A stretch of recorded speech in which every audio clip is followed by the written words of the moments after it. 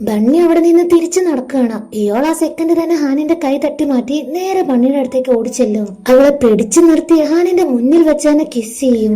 ഈ ഒരു കാര്യം നമ്മുടെ ജീവനും കാണുന്നുണ്ട്. അവൻ എത്ര ഹേർട്ടിംഗ് ആണ് അത് കണ്ടു നിൽക്കുമ്പോ. സെയിം പോലെ തന്നെയാണ് നമ്മുടെ ഹാനിനും. ബണ്ണി പെട്ടെന്ന് തന്നെ ഇയാളുടെ അടുത്ത് നിന്ന് മാറി നിൽക്കും. അവള് കരഞ്ഞു തുടങ്ങുമ്പോഴാണ് കാര്യം കുറച്ച് സീരിയസ് ആയ കാര്യം ഇവൻ അറിയുന്നത്. ഹാനിന്റെ അടുത്ത് നിന്ന് ഇയാൾ അവളെയും കൂട്ടി കുറച്ച് മാറി നിൽക്കും. നിന്റെ പർപ്പസിന് വേണ്ടി നീ എന്നെ യൂസ് ചെയ്തു. നീ അവളെ കാണിക്കാൻ വേണ്ടിയല്ലേ എന്നെ കിസ് ചെയ്ത്. ഇയാളാണെങ്കിൽ പറഞ്ഞു മനസ്സിലാക്കാനായിട്ട് നോക്കുമ്പോ എനിക്കിപ്പോ നിന്നോട് ഒന്നും തന്നെ സംസാരിക്കാനില്ല. അവനൊട്ട് സിൻസിയർ അല്ല എന്നൊരു തോട്ട് വന്ന് ബണ്ണി അപ്പൊ തന്നെ വീട്ടിലേക്ക് മടങ്ങും. വീട്ടിലെത്തുമ്പോ അമ്മയും അപ്പയും നീ ഡിന്നർ കഴിക്കാൻ പോവാന്ന് പറഞ്ഞിട്ട് നേരത്തെ തന്നെ വന്നു.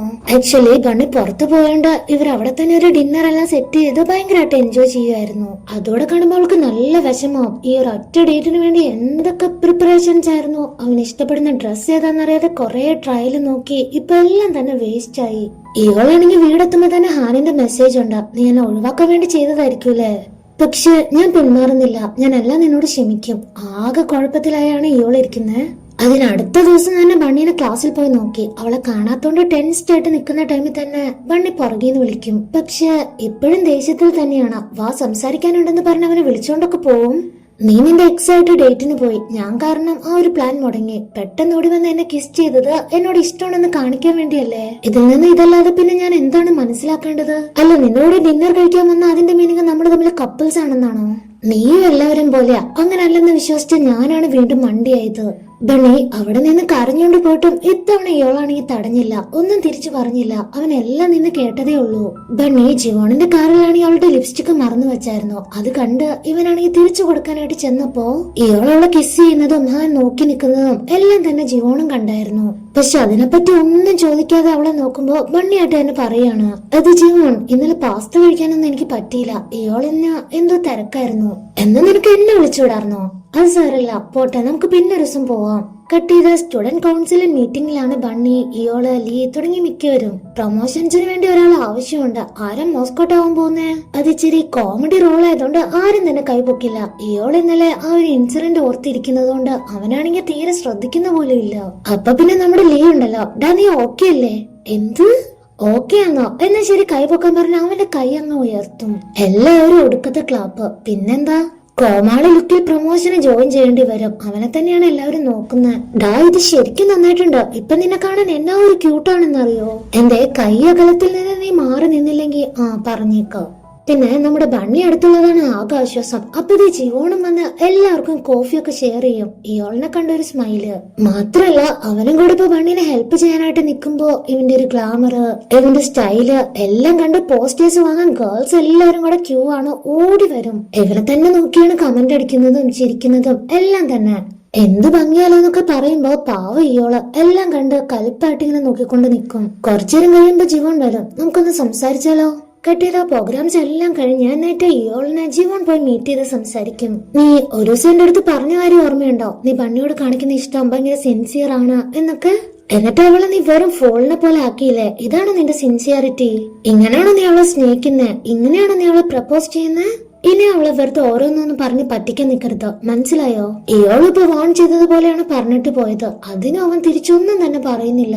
ആ ഒരു ഇൻസിഡന്റ് അവൾക്ക് എത്ര ഹേർട്ടിംഗ് ആയിരുന്നു എന്നറിയോ? ഒന്ന് മര്യാദക്ക് പ്രപ്പോസ് പോലും ചെയ്യാതെ കയറി കിസ് അടിച്ച എന്താണ് അതിന്റെ അർത്ഥം? അവൾക്ക് അത് ഓർക്കുമ്പോഴാണ് ഇപ്പൊ ഏറ്റവും കൂടുതൽ സങ്കടാവുന്നത്. ഇപ്പോഴും ജീവൻ അങ്ങോട്ട് വരും. ബണ്ണി, നീ ഓക്കെ ആണെങ്കിൽ നമുക്കൊന്ന് പുറത്തു പോയാലോ? പോവാന്ന് പറഞ്ഞ കോഫി ഷോപ്പിലേക്കാണ് ചെല്ലുന്നത്. അവിടെ ആണെങ്കിൽ നമ്മുടെ നിമ്മു ഉണ്ട്. വെറുതെ ബോബിനെ സഹായിക്കാലോ, പാർട്ട് ടൈം ജോബും ആവും, പൈസയും കിട്ടും.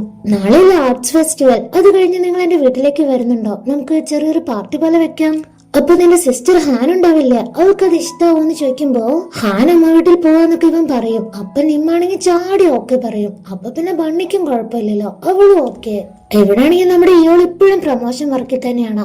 ആരും തന്നെ കൂടെയില്ല, ഒറ്റയ്ക്ക്. ഇത് ബണ്ണി, ജീവൻ, നിമ്മ എല്ലാവരും കൂടെ ക്യാൻറ്റീനിൽ നിന്ന് വരുന്ന വഴി കാണും.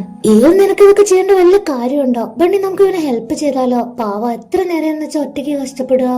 പക്ഷെ ജീവൻ ആണെങ്കിൽ എതിർക്കും. ബോബിയുടെ പ്രോഗ്രാം തീർന്നു കഴിഞ്ഞാൽ നമുക്ക് പോകാനുള്ളതല്ലേ, സമയമുണ്ടോ?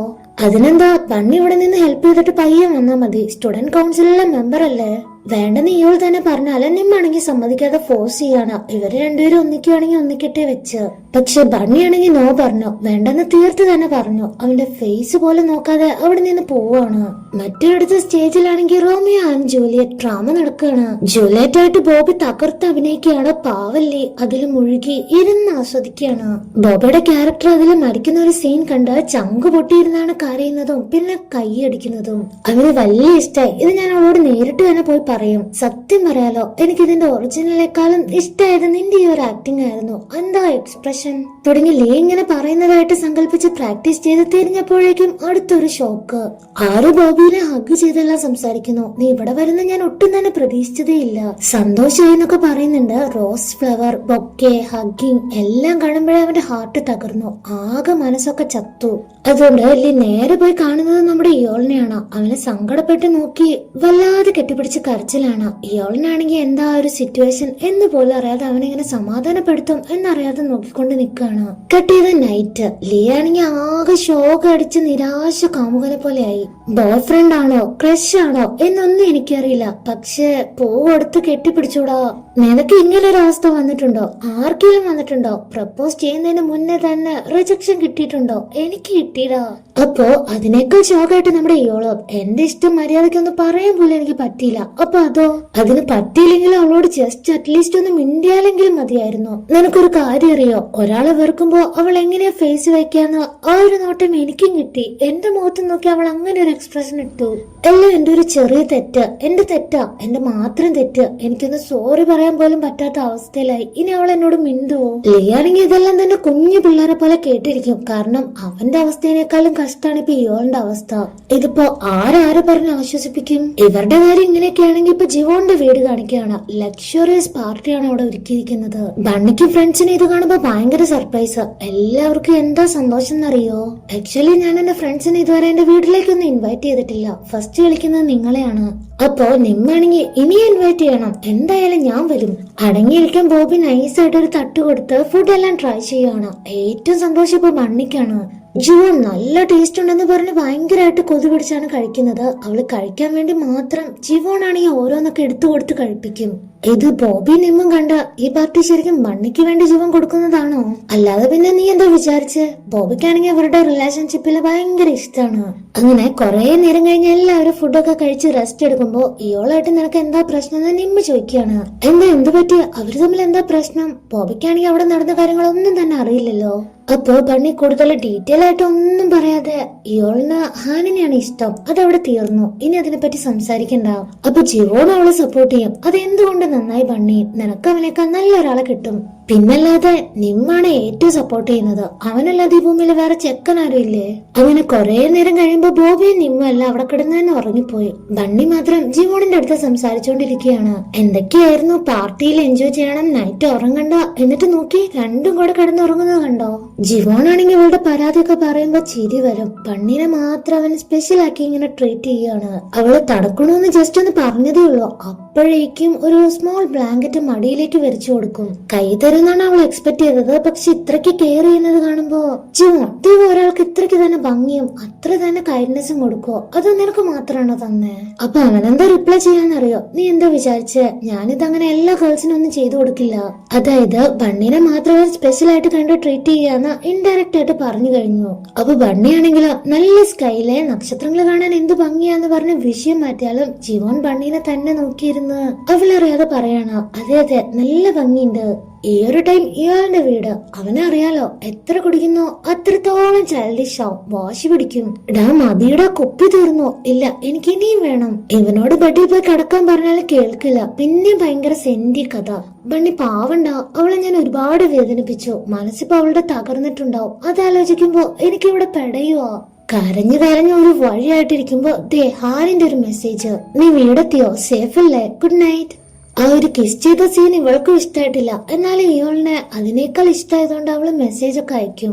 ഇവൻ ഇപ്പൊ തന്നെ റിപ്ലൈ തരുന്നോർത്ത് ഇവളിങ്ങനെ വെയിറ്റ് ചെയ്തിരിക്കുകയാണ് ഫോൺ നോക്കിക്കൊണ്ട്. പക്ഷെ വന്നത് ഇവളുടെ മെസ്സേജ് ഒന്നും അല്ല, അമ്മയുടെ കോളാണ്. സോ അപ്പൊ തന്നെ അവളത് കട്ടാക്കും. എന്നിട്ട് ഡെസ്പായിട്ട് ഇരിക്കുമ്പോ ദേ പിന്നെ അമ്മയുടെ കോള് തന്നെ വന്നോണ്ടിരിക്കും. അതുകൊണ്ട് ഫോൺ അങ്ങ് സ്വിച്ച് ഓഫ് ആക്കി വെക്കും, കുറച്ച് സമാധാനം കിട്ടാൻ വേണ്ടിട്ട്.